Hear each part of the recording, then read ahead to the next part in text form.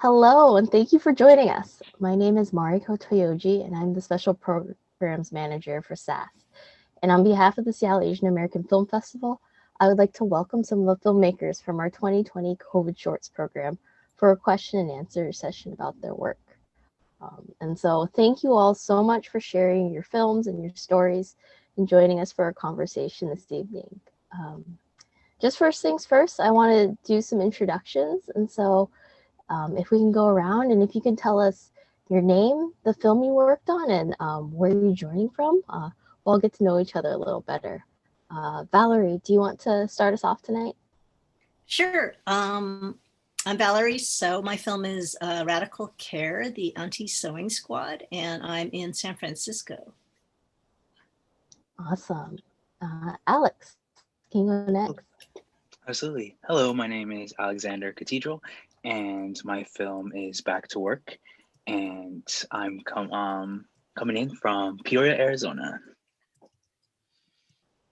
Hi, my name is Laj Waghray. I am calling in from Milwaukee, Wisconsin, and the film I made for ADOC is called Together Alone. And thank you for including. Laj, would you like to introduce yourself? Also, I think my internet might be a little unstable right now. Oh, you couldn't hear me? I could hear you. Okay. Do you want me to do another introduction? I don't know. I think we got it. I think it's my internet that's the issue. But yeah, I heard it kind of all together, so I think it got captured. Okay. But did you finish, Raj? I don't know if you. I was just thanking you guys. Thank you, SAAFF, for including our films. Hi, I'm Yoo-Kim, and I directed SPAMFIGHT, and I'm calling in from the land of Chumash and Tongva, otherwise known as Los Angeles. Hi, my name is Joua Grande. My film was Legislating from Home, and I'm calling from the land of the Dakota and Anishinaabe, also known as Minneapolis. Great. Well, thank you all again for joining us from all around the U.S. And so I guess I wanted to know a bit more about what inspired you all to either make your film or get involved with the film.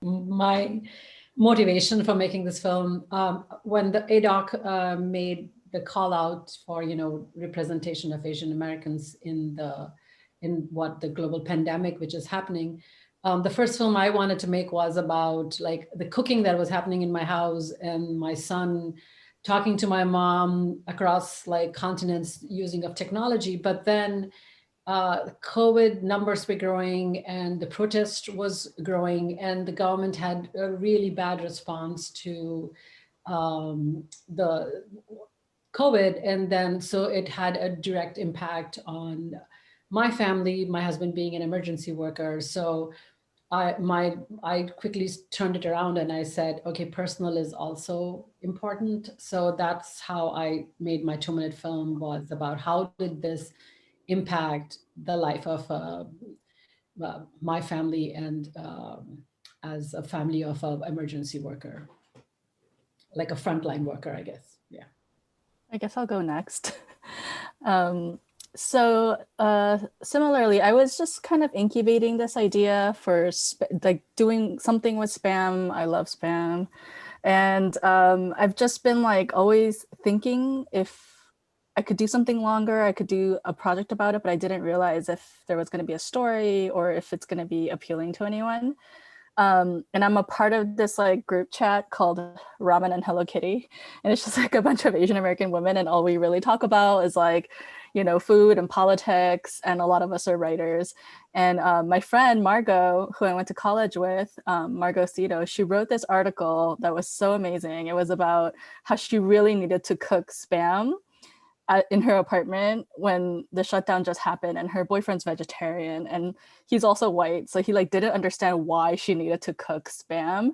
And for her, it was just not just because she's a meat eater and she was exerting that, but she really felt like it was her way of expressing her identity. And the rising hate crimes just kind of really exacerbated this idea of like invisibility and like wanting to just like feel Asian. And for her, that was spam. So after I read that article, I was just like, and then I got the ADOC call and I was like, I think we can make this into like a 2.5-minute thing. So it was just like a fun project with a friend, and you know, she did the voiceover. So we just like morphed it into a script that, you know, was based off of her article, but that it played better as a film. And it was just really fun. That's a fun movie. I show that to my students at San Francisco State. That one. Thank you. Okay, so I'll go next. So I am part of a group called the Auntie Sewing Squad, and we have sewn thousands and thousands of masks and donated them to people in need. Because when the pandemic started, we were really, really pissed off because there was no PPE for our medical workers. And then, you know, it became apparent that there was going to be no PPE for anybody. So we started to sew face masks. So we've been doing it for a while, and then Kronos Quartet, the chamber quartet, approached the Auntie Sewing Squad and wanted to collaborate with us. And so they hooked us up with one of their pieces, and then I collected clips from members of the Auntie Sewing Squad, and I shot a little bit more, and then I edited it all together as kind of a snapshot of where the Auntie Sewing Squad is and why we do what we do. And it's really all kind of about, you know, like I said, kind of a pushback against the failure of the federal government to cope with the COVID pandemic in any kind of efficient way. Probably intentionally at this point. That's what I think, but that's my conspiracy theory. But yeah, so it was fun. So it's like an experimental documentary. Yeah, and for me, right now in the Twin Cities metro area where I live, there's actually a really large number of Hmong Americans who are elected officials. And so I thought a lot about the fact that with growing anti-Asian sentiment, there's this othering about like how Asians are foreign and not American. And I really wanted to focus on this idea of how much Asian Americans contribute to society. And Fu Lee, who I ended up documenting, he's actually an extended family member in my clan. And so there's that, because it's the pandemic still, there's that level of trust. And so that I could actually go to his home and film him and capture what he is doing during the pandemic and how he is legislating from home. So. Yeah, and for me, I actually started the film by actually just vlogging, kind of like just documenting my experience and wanting to share it with my friends and my family, because it was so early on, that just to show what was going on and that it was a real thing. And so I created that, and then I got the call, and my brother actually told me about it. So I ended up cutting it short to 2 minutes, and with the call, it actually helped me think about it deeper. And Grace with ADOC, she actually helped me so much with it and helped me craft it to 2 minutes, and helped me realize that this was something that I wanted to be able to show how much it affected frontliners and nurses, families, and how it impacted us directly. So it was really cool to see it go out and see the way that my friends were able to share it and talk to their friends about how this is a serious matter, that's a serious thing going on. So that's how mine all developed. Yeah, thank you. And many of you mentioned the call from ADOC, and I was wondering if you could speak to that a bit for the audience at home. So I will talk a little bit about ADOC. The film that is showing in your program is not the film that I made for ADOC, but I did actually make another short for ADOC for that series, also about the Auntie Sewing Squad. But ADOC is the Asian American Documentary Network. And it's nationwide, actually more like almost like a worldwide, there's a lot of international members, group of Asian American filmmakers who make documentaries, right? And so before COVID, we used to have like regional meetups, you know, at film festivals. We would have like happy hour. It was kind of like a networking thing and a way to support each other. Then we have a big film database on our website, which is amazing. It's like really cool. It's like a searchable database. But then after COVID happened, you know, it was like, what are we going to do? We can't really like get together in person and help each other out. So I think that Grace Lee, that the person that Alex mentioned, and Leo Chang, two of whom are the founders of ADOC, they really wanted to kind of like help out filmmakers. So they were able to get a little bit of funding support from, I want to say, MacArthur and maybe 4 foundations, and you know, pay a little bit of money for people to make these films. And so I think then they put out a call for entries, right, for you guys, because my piece was kind of the pilot piece, and then they shopped that around and got funding for the rest of you all.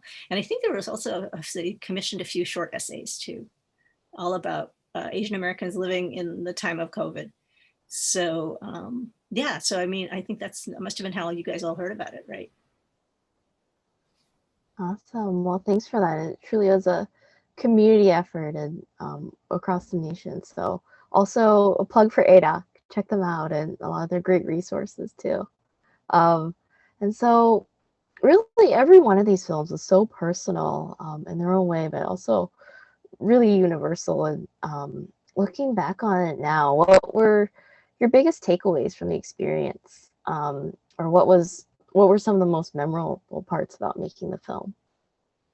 I don't know if I have anything very deep to say, but all of the food shots were made underneath my dining table because I set up my dining table as like an overhead thing because, you know, I didn't have like my normal access to like rental houses, and I was just too scared to go out. So it was literally like me making this film inside my house, and like the white guy who's in my film, it's my friend. I actually just called him and I was like, hey, do you have this camera that I have? And he's like, yeah. And I was like, can you just like shoot yourself saying like, do you want spam to ruin our relationship? And he was like, what? And I was like, please, it's just like for this like little short that I'm doing. So he was so game for it. And then he sent me like the raw files, you know, over WeTransfer. And then I just like cut it in. And I don't think he had any idea like how it was going to turn out, because I sort of gave him like a half pitch.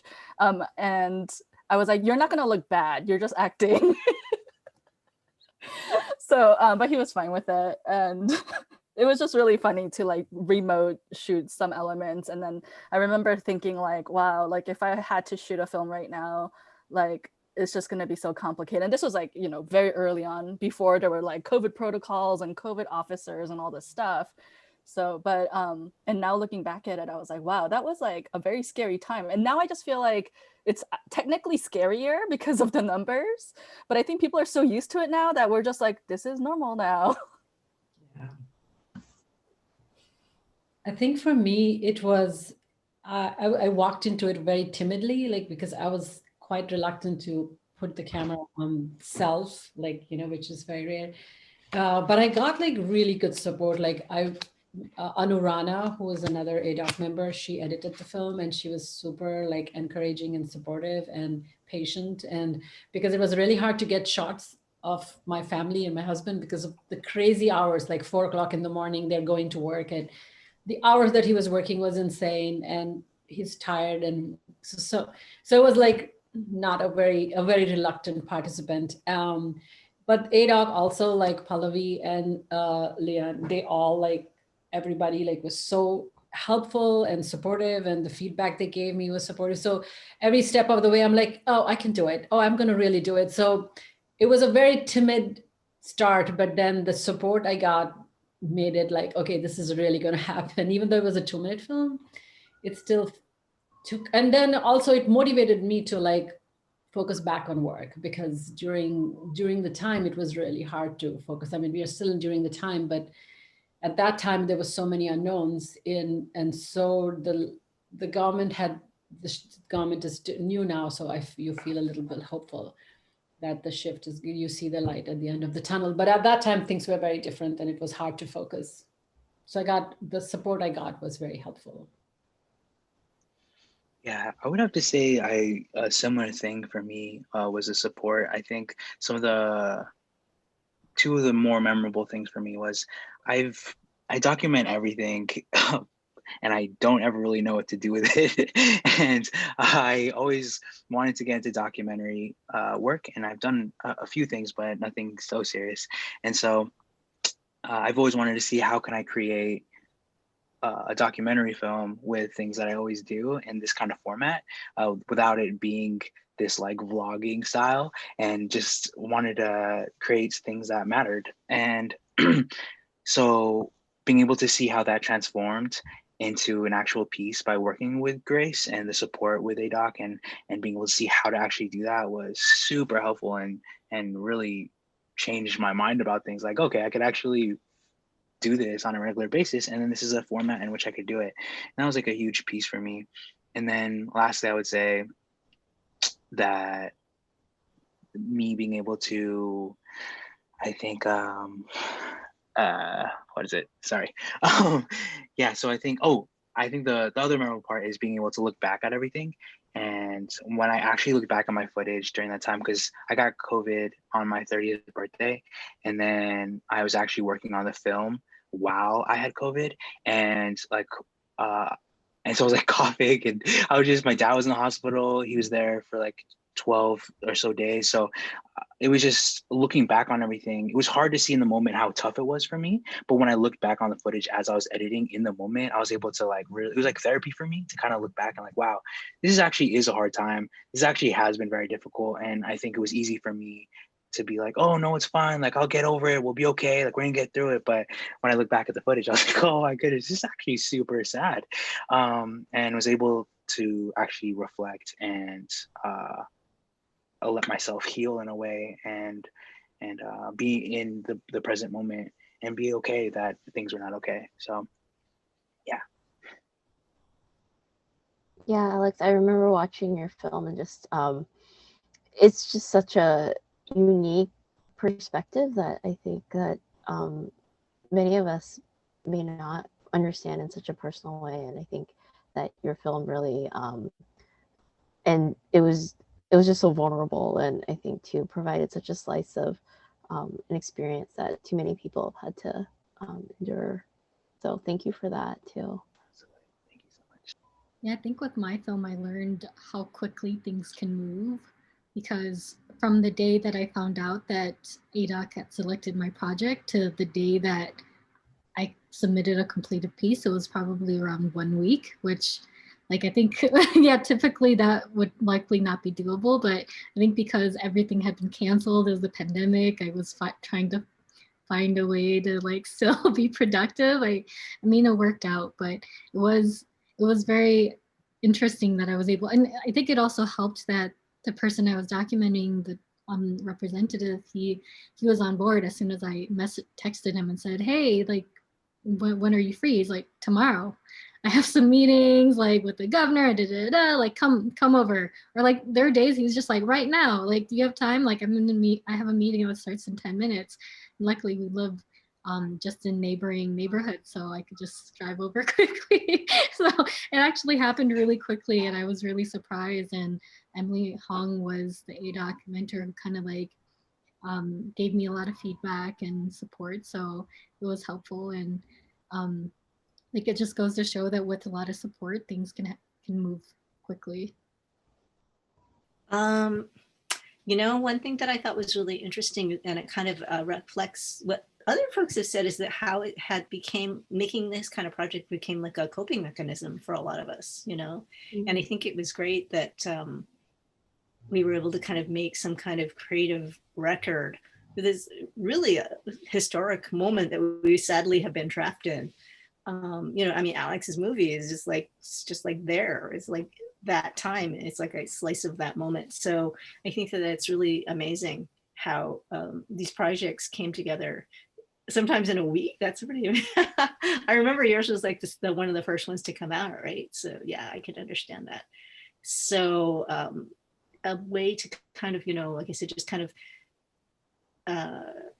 process the whole crazy experience that we've been going through for the past almost year now. So yeah.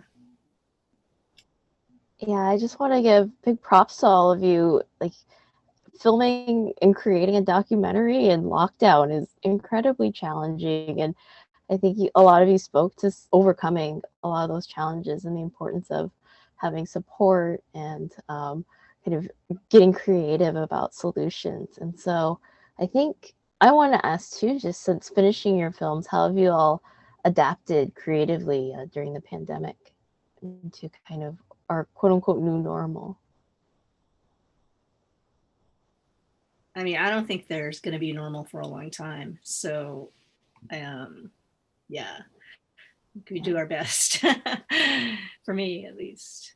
I'm liking the idea of working with the short films idea. I've never done a 2-minute project, so or a short project. I've always wanted to. So the fact that it's possible and then it will resonate and it will speak. So that was really good for me to learn. So I might be making, so this experience made me like, okay, you can still work with short films and keep doing it, kind of. Yeah, and I think I've wanted to be in the like film festival circuit a little bit and try to see what that was like. And so to be able to be here is really exciting and really fun. And we've been able to be a part of a lot of Q&As together on different like platforms, different I guess I don't know if they were festivals, but they were like different kind of cool events. And so to think that something that I created in a time that was like really difficult, that was really meaningful to me and to others here, that it like that it was meaningful for others and people like really do resonate with it, has been really encouraging. And I think that's something that similarly is I just am now trying to believe that the things that I do create are important. And so I've been able to just continue to film and continue to do that. And yeah, it's just that's no matter what the circumstances, if I know I could do it then during that time, then I can definitely do it. I can definitely do it now. And so it's been really encouraging in that kind of way.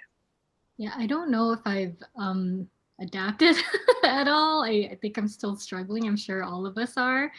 But I will say this project was helpful in that, like, even before the pandemic hit, I was already struggling to find a sense of community because, I mean, in Minnesota, we have filmmakers, but we're so disconnected from all the other filmmakers. And so I think having this opportunity with ADOC could, like, it felt like I had a community of folks who we were doing projects about similar issues. And I think that was really meaningful to me and helped with a sense of community and inspiration. Like, it was very inspiring to see like what can other people do in 2 minutes, right? Like, I would do it this way, but to see what other people thought of, I'm like, wow, that's amazing. You know, I didn't think, I wouldn't have thought to do it that way, but I think that's been really inspiring. Sorry, the dogs in my neighborhood are going wild for some reason. I don't even know if it's a full moon or not, but anyways, if you hear something, it's that. So this spam fight was very personal for me because I've been working primarily as a documentary producer for like 10 years and kind of, you know, moving along that path. And but I went to film school to be a director, you know, and I just never like got like that going. And it was always kind of like, I love producing for a different reason and I love directing for a different reason, but it just felt like all my jobs and everything for my career was in the producing route. And I always thought in my head, I'm not going to direct something unless I really love it or if I feel like I can fight for it, because knowing how much goes into producing a documentary and being with these projects for like 6 years, it's like a marriage, right? So I just didn't have something like that. So I just didn't want to like put all my feet into some project that I was going to abandon halfway through. So this spam fight, it really was my way of just kind of exercising my creativity as a director. And it's also like a hybrid doc, right? Because it's not like a pure verite doc with interviews. It was based on a true story, but like the person who wrote the story was doing the VO and everything else was like planned shots, right? And but it really made me think that I could expand it. It was really hard fitting everything I wanted to say in a 2-minute documentary because it was based off of this very contained story that my friend wrote. But in doing the research, I was like, I can make this into like a longer piece. So I've actually been fundraising to make a longer version of the SPAM doc. And what's really interesting for me is like SPAM is kind of like that one binder of a lot of Asian and Pacific Islander experiences. I know in the US, it's like there's this whole thing about like you can't really push all these groups together because it only makes sense if you're like fighting for one political thing, right? But like SPAM is actually like that one thing that binds us all in some weird way, because we've all been like colonized by the US, or like military, like the US military has occupied our spaces. So, and Puerto Rico, and there's other countries too that like share in this SPAM love. And it's just ironic that it's an American made product that, you know, is kind of shunned by Americans, but Asian Americans, Pacific Islanders, a lot of different countries that have been colonized by the US kind of like embrace it. And we're the ones who are like bringing it back to the US as like, hey, this is how you're supposed to eat it. Not raw, straight from a can. Like, what is that? But long story short, I am actually like continuing to work on SPAM as like a longer form, and I'm in love with it. I'm very excited about it. I could spend 6 years with it. I'm like at a very good place in terms of like just doing what I love. And also I am still producing films. So I'm like kind of doing everything right now. So I guess like the message or whatever I want to say to people is like, don't feel so pigeonholed, you know, like I feel like I was always like, and you know, when I found SPAM and like deciding to make it into a longer format made me realize like, oh, there were probably other ideas that I could have done, but I was too like chicken to like really do it, because it's not that hard in the sense of like, I think sometimes we're our biggest obstacles, right? Like we're the ones telling ourselves like, do you really want to spend that much time with this project? Are you sure you're going to be able to get funding? Are people really going to care? And I don't know, just do it if you love it, you know, and don't like create so many obstacles where you're just like never going to do anything if you really like want to. I'm so glad you're pursuing it. That's good news. Thank you. It's funny because SPAM was invented in Minnesota, but I don't think Minnesotans rep it very much at all. I know. I have to go to I was planning on going to the SPAM museum before COVID, but one day. Wow. Well, I hope you get there. Awesome. Well, do any of you all have questions that you want to ask each other? What's next? What's next? Yeah, that's great. Mm-hmm. Yeah, are you making anybody else extending their films that they currently have, like Jen is? Well, I'm making a longer, like a feature doc about the Aunties, the Auntie Sewing Squad, probably using some of the same methods, which is like crowdsourcing. You know, so instead of me, I mean, I'll have some interviews in there, but when I first thought of this movie, I thought we wouldn't be able to do any in-person interviews. So I was just going to have everybody send me their self-shot stuff, which is what they did for Radical Care. All the footage was shot by the Aunties themselves, and they just sent it up on WeTransfer, right? And then I edited it all together. So a lot of these people I've never met in person. So yeah, so I'm gonna try to expand that and make it longer. Yeah.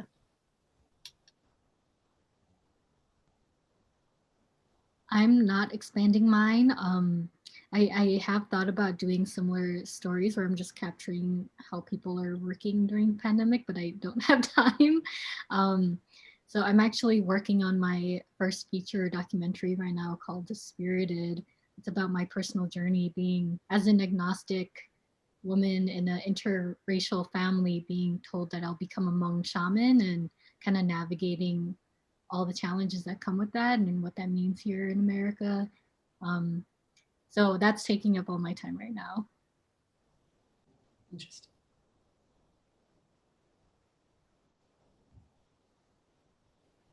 I don't really know. I'm not really sure if I'm going to do anything more with mine. Yeah, I would like to. I have a lot of footage, but I'm a little afraid to actually touch it again, to be honest. Um, so we'll see where it goes. But um, yeah, I'm not really sure what's next. I'm not expanding mine either because I had 3 reluctant participants in them for 2 minutes. It's going to be a lot. And there's not, yeah. But I'm working on other projects, and one is nature resident. I'm in a residency right now where I respond to a nature preserve right here in Wisconsin. So at the end of, by the end of, well, actually in October, I have to finish like 3 short films that I promised to make for them in responding to this nature preserve. And yeah. I guess I should plug my other projects. Please do. We're premiering a feature documentary that I'm producing and Anne Koneko is directing. It's called Manzanar Diverted: When Water Becomes Dust. And it's a feature documentary about Native Americans and Japanese American World War II incarcerees and environmentalists who band together and defend their land and water, because Los Angeles gets all of our water from this one land where, you know, it's just fraught with so much history, where Native Americans were forcibly removed from the land, Japanese Americans were incarcerated in that land, and a lot of people who live in Los Angeles don't know about that history. Is that the Owens Valley? Yes. Yeah. There's a giant like pipeline, right? Yeah, we get a lot of our water from there. Sucked all the water out of there, and yeah. It's basically like, now when you go there, it looks like a desert, but yeah. Once upon a time, a long time ago before LA showed up, it was lush and green. It was like the Garden of Eden, and Native Americans used to call it Payahunadu, which means the land of flowing water. And now when you go there, it's like dried up. The Owens Lake is completely dry. It's been a dust hazard for a lot of the people who live there. So we're excited. And which camp was there? Manzanar. Is it Manzanar? Manzanar? Oh, okay. Yeah. So it's also about like shared history, and we really just wanted to highlight the intersectional like repeating of histories, and how if we don't know each other's histories, then these things will continue happening to different groups of people, which it has been. So it is exciting to be able to finally show it to the world, because there are other infrastructures in the US where it used to be like a boarding school for Native Americans, and then it was turned into a camp for incarcerating Japanese Americans, and now it is being used to incarcerate unaccompanied minors. So it's just like that same building could be used for so many detention purposes, and it's incredible how like some people know about it, a lot of people don't. I feel like if everyone knew about it, then people would be in uproar. But yeah, like the US is extremely racist, has deep histories in building these kinds of structures and systems in which we're continuously fighting. And we all need to know what happened to other groups of people so that we can't let it happen again. Yeah, thank you so much for covering that and bringing forth the stories. And we're really looking forward to seeing your work in the future and wishing you all the best. And I really wanted to express our gratitude for all of you coming together and having a conversation with us tonight. It's been such a joy, and we wish that we could meet in person, but we're looking forward to a future festival where we can meet again and get to bond. But this is a great way to get to connect with your stories, and thank you so much for making them and sharing them. And I also want to thank our audience at home. And so thank you all for joining the 9th Seattle Asian American Film Festival. We really appreciate your support for the festival and our community. And if you haven't done so already, just take a moment and fill out our festival participant survey. The information from the surveys really help us out, especially in getting grants and sponsorships that help make the festival possible. And it's just another way that you can support SAAFF. And if you're liking the programming, also check out our other programs. We still have tickets available at seattleaaff.org. And again, just on behalf of SAAFF, I want to thank you all, and stay safe and stay healthy.